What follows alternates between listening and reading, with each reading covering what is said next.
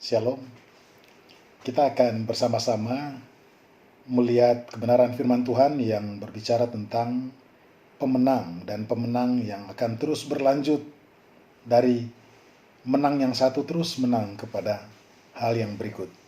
Nah, saya mengajak kita bersama-sama melihat di dalam 2 Korintus pasal yang kedua ayat yang ke-14.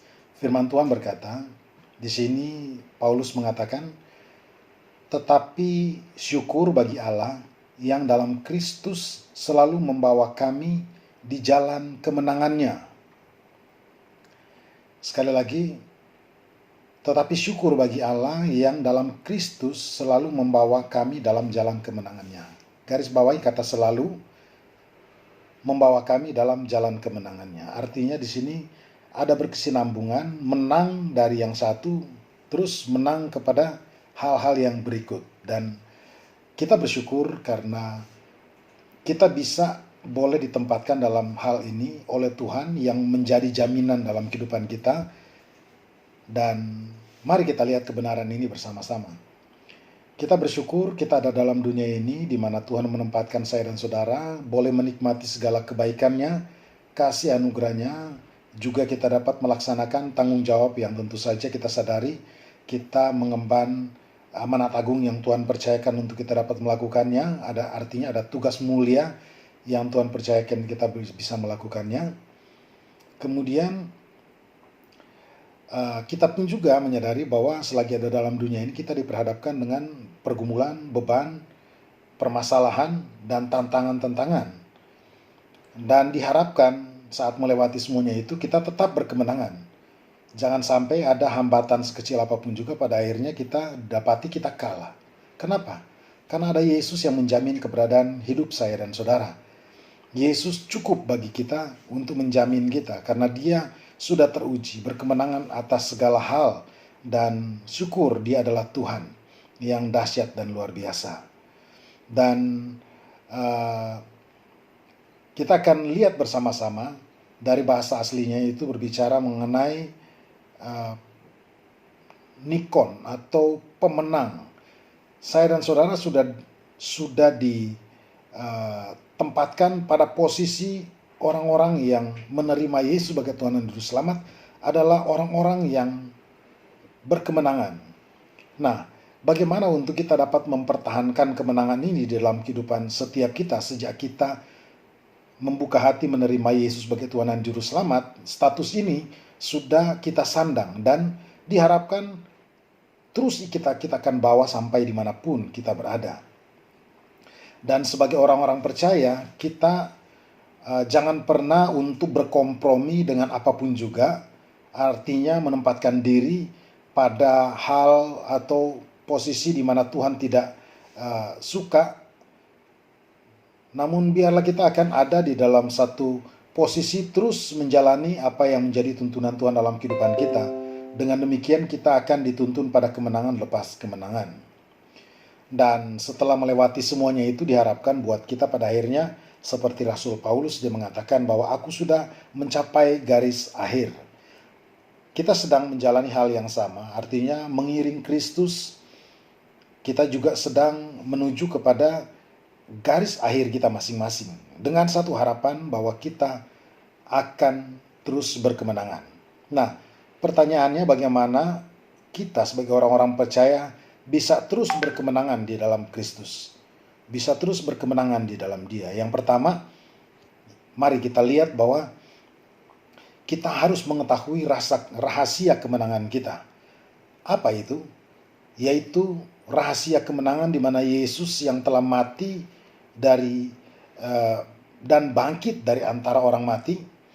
Dan kita bersyukur bahwa saya dan saudara kita ditempatkan di dalam berdiri atas kemenangan dan janji yang Tuhan sudah sediakan buat kita. Kedua, kita harus mengetahui posisi kita di dalam Kristus. Sebagaimana Rasul Paulus mengatakan di dalam Roma 8 ayat 37 bahwa di dalam Kristus kita lebih dari para pemenang. Kita lebih dari para pemenang. Artinya kita harus memulai kemenangan, kita jalani itu kita abaikan segala kebimbangan, kekalahan, keputusasaan, dan lain sebagainya, dan terus berpegang teguh pada apa yang Tuhan kehendaki dalam kehidupan kita. Nah, kemudian yang ketiga, kita pada akhirnya mari kita menggunakan otoritas yang Tuhan percayakan, yaitu perlengkapan yang Tuhan sudah sediakan untuk kita, saya dan saudara dapat menjalaninya. Tentu saja itu dapat saudara lihat di dalam Efesus 6 ayat 14 sampai 17, berbicara mengenai perlengkapan senjata Allah. Dan secara singkat saya katakan di sini bahwa yang pertama, kita harus memiliki atau berikat pinggangkan kebenaran di dalam kehidupan kita. Berikat pinggangkan kebenaran itu berbicara bahwa biar itu memastikan kita kuat dan siap saat pinggang kita itu berikatkan kebenaran. Kebenaran tentu saja di sini berbicara bahwa kebenaran yang kita tahu berasal dari kebenaran firman Tuhan yang kita jalani. Artinya kita melangkah di dalam satu kepastian karena kita melangkah dalam kebenaran firman Tuhan yang terus ada dalam kehidupan kita. Itu kaitannya kepada akal budi kita. Bagaimana kita bisa membedakan mana yang harus kita jalankan, kita mengikuti, menuruti apa yang Tuhan kehendaki, dan seterusnya. Kemudian yang kedua berbicara bahwa kita harus berbaju sirakan keadilan. Berbicara keadilan itu juga dapat kita terjemahkan kebenaran, dan kebenaran yang dimaksud oleh firman Tuhan di sini adalah status kita. Dulu kita adalah orang berdosa, tetapi sekarang kita sudah dibenarkan. Jadi kita berbaju sirakan kebenaran atau keadilan di sini. Jadi kalau ada tuduhan, ada fitnahan, ada hal-hal yang coba untuk meragukan kita terhadap pendirian kita di dalam Kristus, itu biasanya datang dari kuasa kegelapan yang coba untuk mengganggu kita tetap berjalan di dalam kebenaran firman Tuhan, karena Tuhan menjamin keberadaan kita. Kemudian yang ketiga, di situ berbicara bahwa kakimu berkasutkan kerelaan untuk memberitakan Injil damai sejahtera. Perlengkapan ini adalah salah satu perlengkapan senjata Allah, yaitu kasut yang harus kita kenakan di mana kita rela untuk memberitakan Injil. Dan itu dikatakan sebagai senjata karena kalau tidak melakukan itu artinya kita diam. Nah, hati-hati dengan diam, karena dibalik daripada diam itu kita dekat dengan segala gangguan, godaan, dan kita nanti, ya kalau dekat dengan gangguan kita akan dekat dengan kekalahan. Tetapi yang diharapkan di sini adalah kita bergerak dan memberitakan Injil damai sejahtera yang kita sudah peroleh tentu saja kepada orang yang membutuhkannya. Kemudian yang keempat, dalam segala keadaan pergunakanlah perisai iman. Nah, perisai iman tentu saja ini berbicara bahwa firman Tuhan yang harus kita pelajari. Kita mengenakan perisai iman berarti percaya kepada apa yang Tuhan katakan, Allah katakan, dan ini penting. Jadi artinya kita perlu untuk pelajari firman Tuhan, dan pada akhirnya kita akan mengetahui apa yang menjadi kehendak Tuhan, jalan-jalan Tuhan dalam kehidupan kita. Dan tentu saja kalau kita tahu, berarti kita juga tahu untuk melakukannya. Mari kita praktekkan kebenaran firman Tuhan ini, bukan juga cuma sekedar tahu karena banyak orang juga tahu tetapi tidak mempraktekkan kebenaran firman Tuhan ini. Tuhan mau kita tahu namun kita juga mempraktekkan.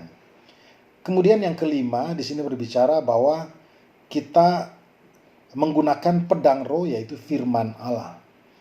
Yang dimaksud di sini adalah ya pedang yang berasal dari roh atau pedang yang berasal dari Allah yang adalah roh.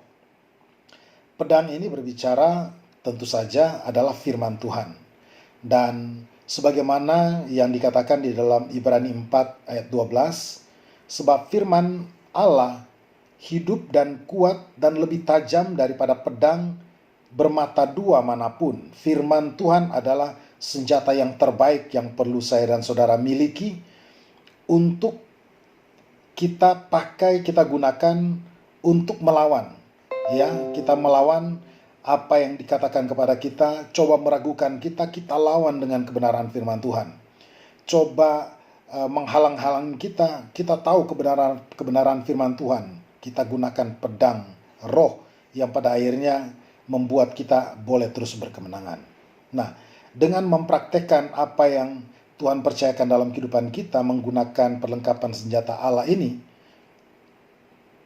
pada akhirnya kita bisa berkemenangan sampai akhir. Seperti Rasul Paulus yang sudah mengakhiri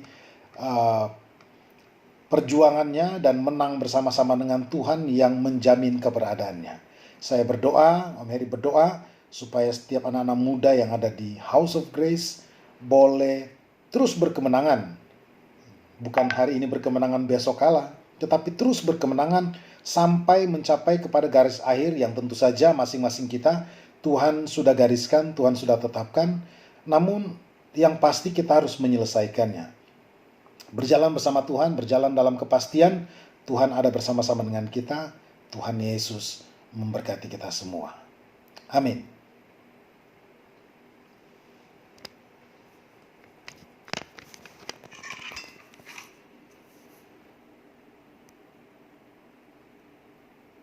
Bisa nggak sih?